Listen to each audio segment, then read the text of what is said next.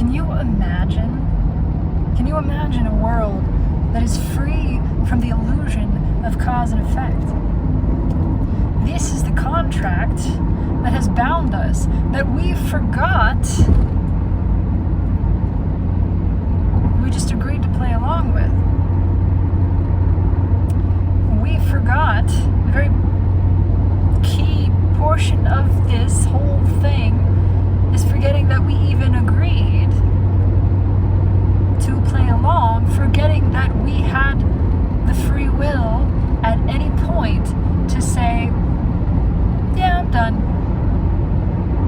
At any point to decide to stop playing and buying into believing in cause and effect.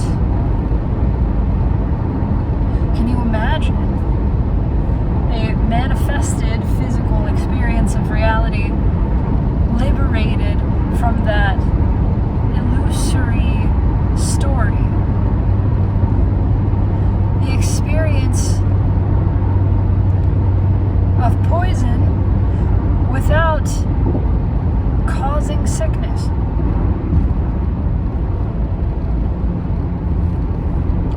The experience of intense, even difficult situations without causing trauma. For a thing to just be the thing, to have that experience,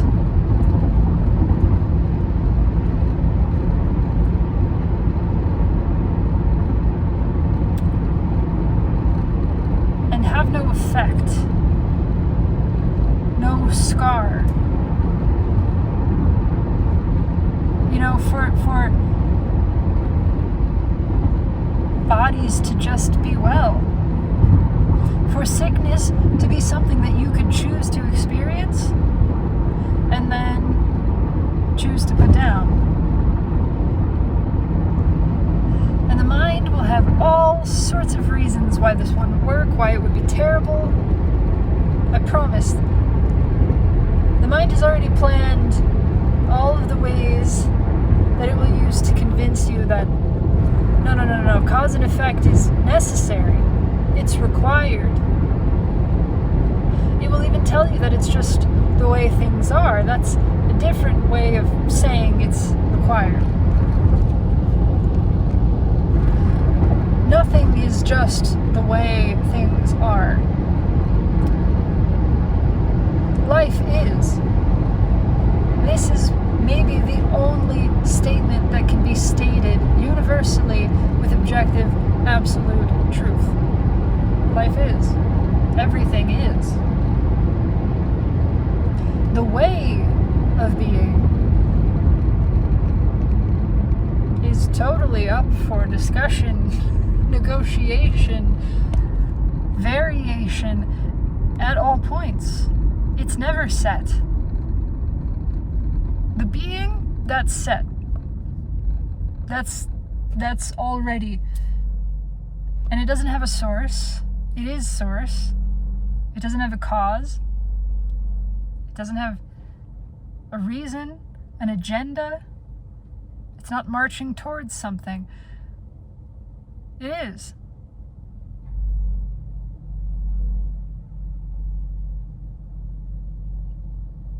But the way it is gets to be different all the time. And so, no, it is not just the way things are for there to be cause and effect. That is a belief. That is a belief. And it has built this entire version of physical reality.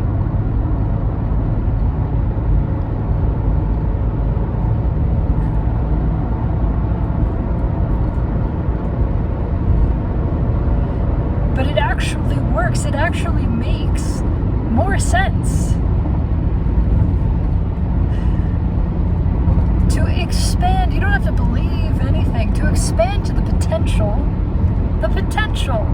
the possibility that maybe, what if cause and effect were not required, were not written into the fabric of all reality, even reality reality in its essence, at its core, even reflected in this one sometimes, it makes more sense for there not to be cause and effect and for everything to simply be as it desires to. It lines up with the more esoteric quantum type theories of reality that everything is always happening. How could everything be always happening if there were cause and effect? Cause and effect requires time. We understand that time is an illusion. That everything always already is.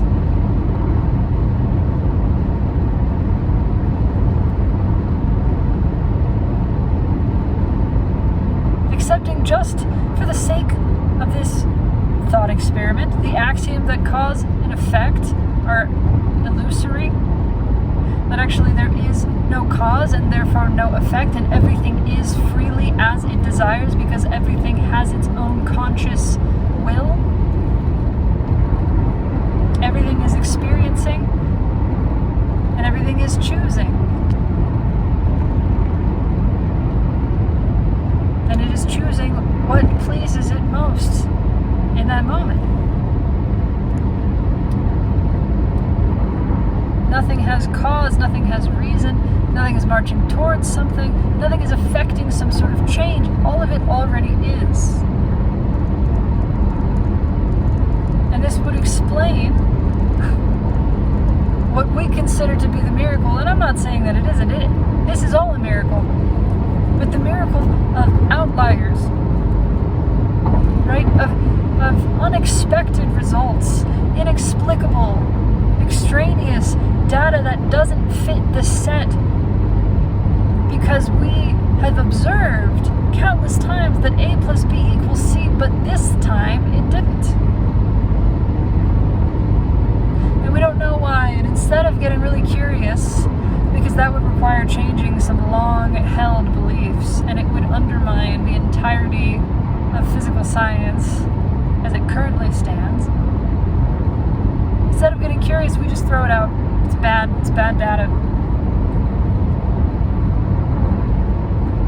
But what if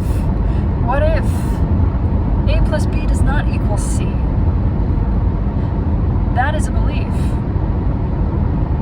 that has predicated and founded the creation of reality that reinforces itself, but that's not the truth. The truth is A is, and B is, and C is, but one doesn't equal the other. They've been performing this dance because they too have forgotten that they have a choice. They too have forgotten that they have free will, that they are the ground, they are life itself, they are source, they don't need a cause. A doesn't need to be added to B in order for C. C could just be spontaneously,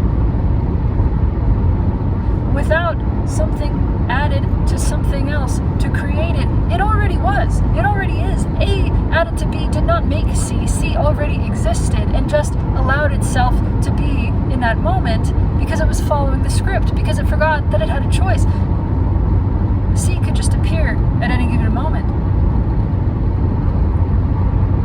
A and B could get together, and in their realization, in a moment of self-awareness, recognition that they don't have to do this, they don't have to perform, they don't have to reinforce somebody else's beliefs. No. They get to do whatever the fuck they want. What if A and B, instead of C, just F?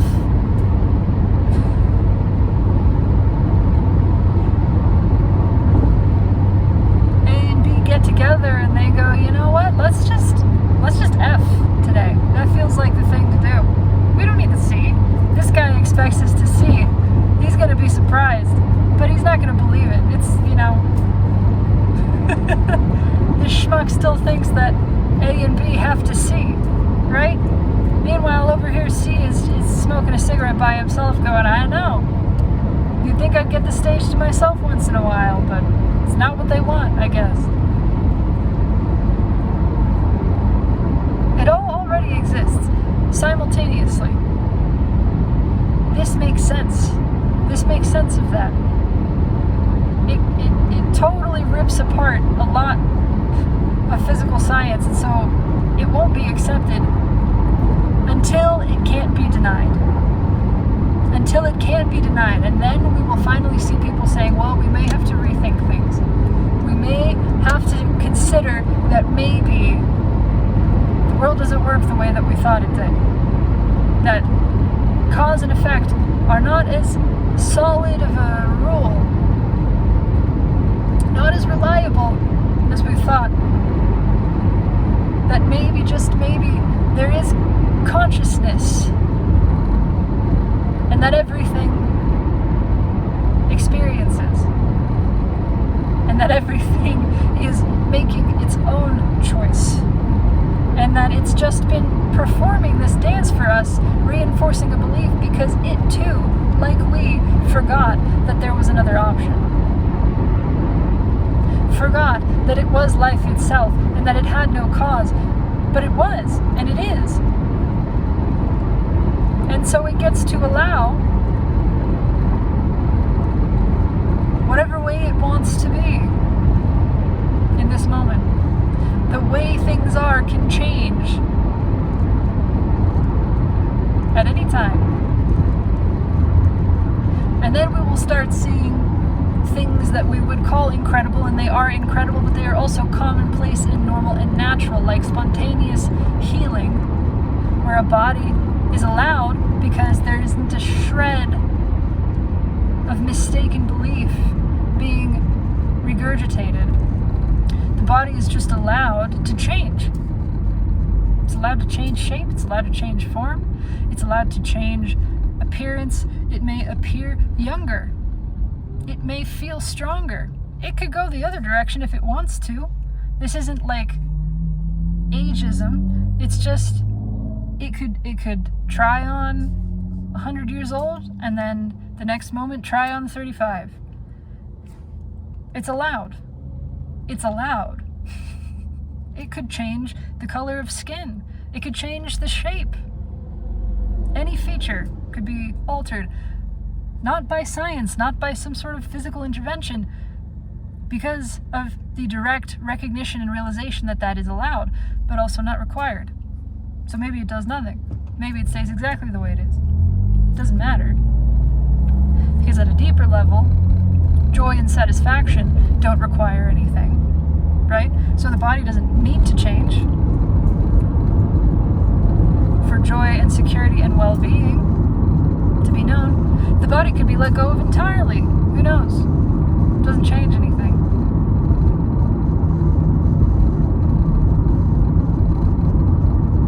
But I do feel we'll start seeing that. Spontaneous events with no explanation, no cause, demonstrating the awakening of reality to the nature of itself as causeless and free. When you are without cause, you are not marching for something, right? You're not fighting. You just get to choose. You are the ground of being. If you want satisfaction there because that's what you desire, because that feels good to you, it's there. You choose to feel satisfied. And nothing else has to change. Even the presence of dissatisfaction. You don't need to erase dissatisfaction from experience in order to feel satisfied. You have the power to feel it with that. Because you are not that. You are never what you see. You are what is seeing. And if you can direct that gaze out into the world, and you can peer beyond what you think you see and recognize what is seeing in that, then you will have a more magical and intimate and interesting and authentic experience of reality. Everything has already changed because it already always was this way. This is not new.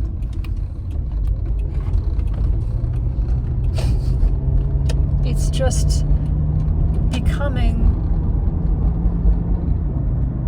what it wants. The original form,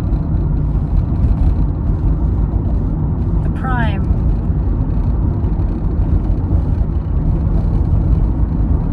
it was always perfect the first time.